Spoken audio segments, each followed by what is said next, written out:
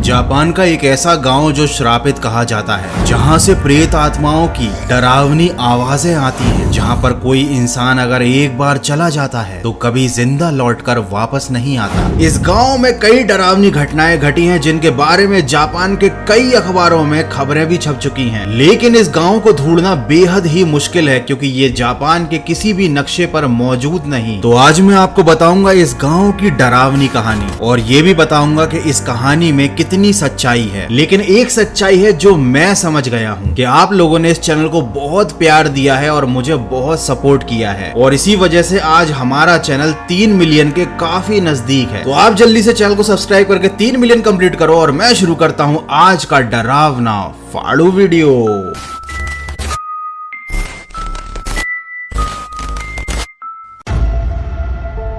सबसे पहली बात, इस रहस्यमय गांव के बारे में दुनिया वालों को कैसे पता चला। 1999 का समय था। जापान की एक टेली नेटवर्किंग कंपनी को एक अनोनिमस लेटर मिला। ये लेटर किसने भेजा था, भेजने वाले का नाम पता कुछ भी नहीं पता था। इस लेटर का टाइटल था the village in Japan that isn't part of Japan. इसमें उस रहस्यमय गांव का नाम मेंशन था। गांव का नाम था इन्यूनाकी। ये भी बताया गया था कि लोग इस गांव तक कैसे पहुंच सकते हैं। इस लेटर में उस गांव के बारे में बहुत सारी जानकारी थी, लेकिन बहुत ही सोचने वाली बात यह है कि इस लेटर को बहुत ही पुरानी जापानीज लैंग्वेज में लिखा गया था। आखिर वो इंसान कौन था जो चाहता था कि बाकी दुनिया के लोग इस गांव के बारे में जाने और इसके रहस्य का पर्दाफाश करें।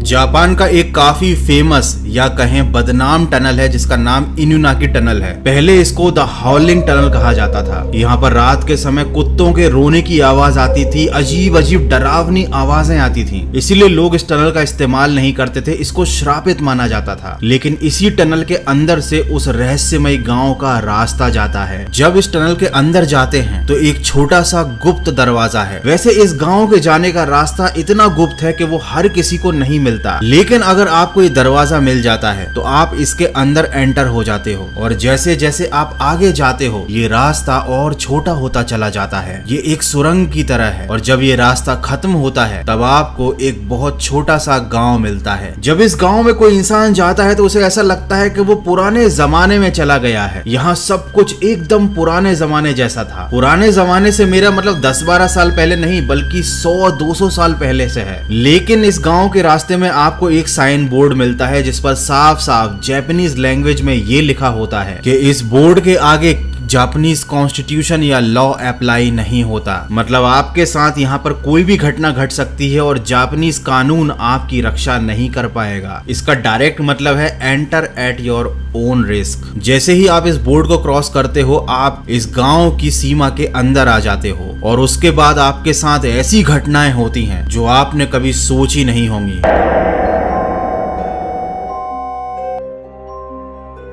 कहते हैं इस गांव में जो भी जाता है वो जिंदा लौटकर वापस कभी नहीं आता। उस इंसान के साथ क्या होता है, वो कहां जाता है, इस बारे में भी किसी को नहीं पता चलता। लेकिन एक बात जो हर कोई जानता है वो ये है कि इस गांव में रहने वाला हर शख्स बहुत पहले ही मर चुका है। यहाँ पर केवल उनकी शैतानी आत्माएं रहती हैं, जो किसी भी बाहरी आदमी का दखल अपने गाँव में बिल्कुल भी बर्दाश्त नहीं करती। जब आप गाँव में एंटर करोगे तो आपको यहाँ पर एक कपल का कंकाल दिखाई देगा। ये कपल गलती से इस गांव में भटकता हुआ आ गया था, लेकिन उसके बाद वो वापस कभी नहीं गया। इसके आगे जाने पर आपको तरह तरह के डेथ ट्रैप्स मिलेंगे। ये ट्रैप्स इतने खतरनाक हैं कि अगर आप इनके चंगुल में आ गए तो आप बच नहीं सकते। लेकिन यहाँ से होती है गौरव कटारे के दिमाग में शक की शुरुआत कि अगर उस गांव में वाकई भूतिया आत्माएं रहती हैं तो उन्हें डेथ ट्रैप्स बनाने की क्या जरूरत थी। वो तो अपनी जादुई शक्तियों से ही इंसानों को मार सकती हैं। खैर, इस बारे में मैं आपको आगे और डिटेल में बताऊंगा। लेकिन अगर आप इन डेथ ट्रैप से बच जाते हो और आगे जाते हो तो आपको इस गांव में ऐसे ऐसे लोग मिलेंगे जो मर चुके हैं, और वो आपको भी अपने साथ मिला लेंगे, मतलब मार डालेंगे। तो वीडियो में आगे बढ़ने से पहले कोई स्पॉन्सरशिप नहीं है, मैं केवल यही कह रहा हूँ कि जिन लोगों ने अभी तक इस वीडियो पर कमेंट डाल दिया है कि भाई इस गांव में तो अपन भी चलेंगे, उनसे मैं यही कहना चाहता हूँ कि भैया ऐसी जगहों पर बिल्कुल भी मत जाना, और उसके बाद भी अगर तुमको नहीं मानना है तो तुम्हारी मर्जी।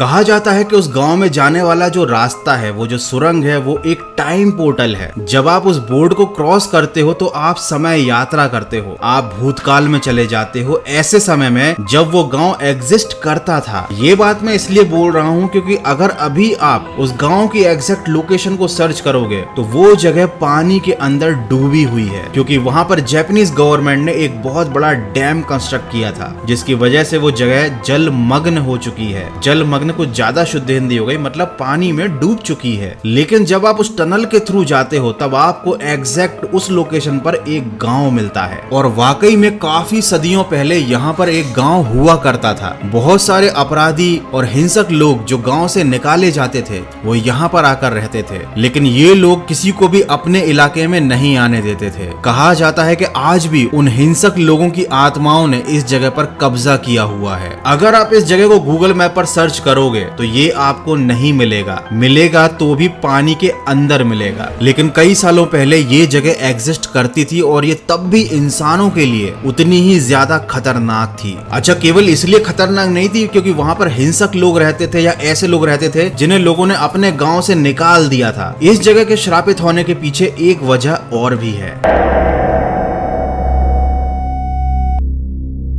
प्राचीन लोक कथाओं के मुताबिक इस गांव के लोग शैतान की पूजा करने लगे थे, क्योंकि उनका ईश्वर पर से विश्वास उठ गया था, और इसी कारण इस गांव को श्रापित माना गया। जो भी इंसान इस गांव में आता था, यहाँ पर रहने वाले लोग उसकी बलि दे देते थे। कहा तो ये भी जाता है कि वहाँ रहने वाले लोग उस इंसान को खा लेते थे। मॉडर्न टाइम में जापान के कई लोगों ने इस जगह को एक्सप्लोर करने की कोशिश की। इनमें से बहुत से लोग तो उस जगह तक पहुंच ही नहीं पाए, और जो लोग इस जगह पर पहुंच गए उन्होंने अपनी जान गंवा दी, उनका कभी पता नहीं चला। और जो लोग इस जगह से जिंदा वापस आ गए वो लोग बाद में पागल हो गए, उन्होंने अपना मानसिक संतुलन खो दिया, या शायद वो लोग कुछ ऐसी बातें बता रहे थे जिन्हें आज के जमाने के लोग एक्सेप्ट ही नहीं कर पा रहे थे।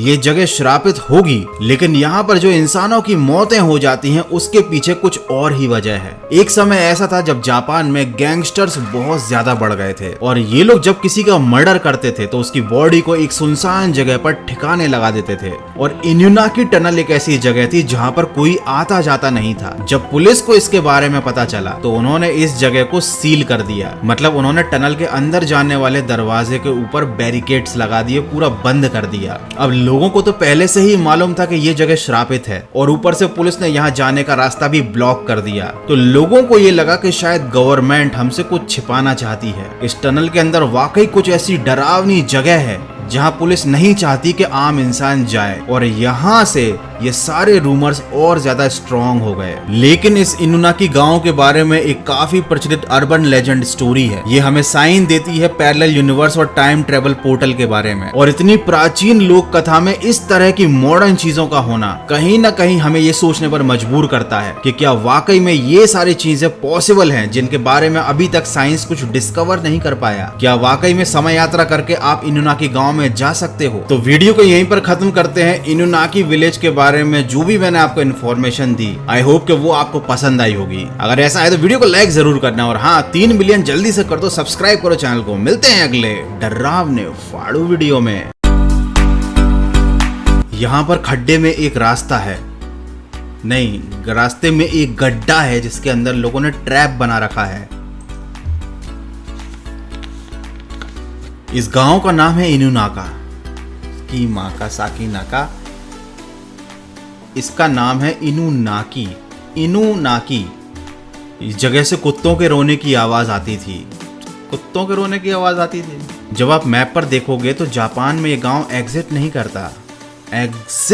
करता। जब आप जापान में जाओगे, खैर आप जापान में क्यों जाओगे, आई मीन टू से कि जब जापान के मैप पर आप देखोगे तो ये गांव एग्जिस्ट नहीं करता। जब ये लेटर भेजा था तो पता नहीं, ये लेटर भेजने वाले का नाम नहीं पता था, पता नहीं पता था, कुछ भी नहीं पता था, लेकिन इसके अंदर एक पता था जो था उस गांव का। मतलब खुद का नहीं पता लेकिन गांव का पता है। तो ये काफ़ी famous urban legend, Japanese urban legend कहानी है। अर्बन लेजेंड कहानी क्या होता है भाई? ये काफ़ी फेमस अर्बन लेजेंड स्टोरी है। लेकिन अगर ये तू भी बजले अभी, जब आप इस गांव में एंटर करोगे तो यहाँ पर आपको एक कपल का कंकाल दिखाई देगा जो यहाँ पर टिकटॉक बना रहे थे। तो गांव वालों ने पकड़कर उनको उनकी रील बना दी। एनीवे, अगर आपने मेरी रील्स नहीं देखी तो मुझे इंस्टाग्राम पे जरूर फॉलो करना। और टेक केयर ऑफ योरसेल्फ। ऐसे गाँव में मत जाना, अपने गाँव में चले आना, लेकिन ऐसे अनशन गाँव में मत जाना।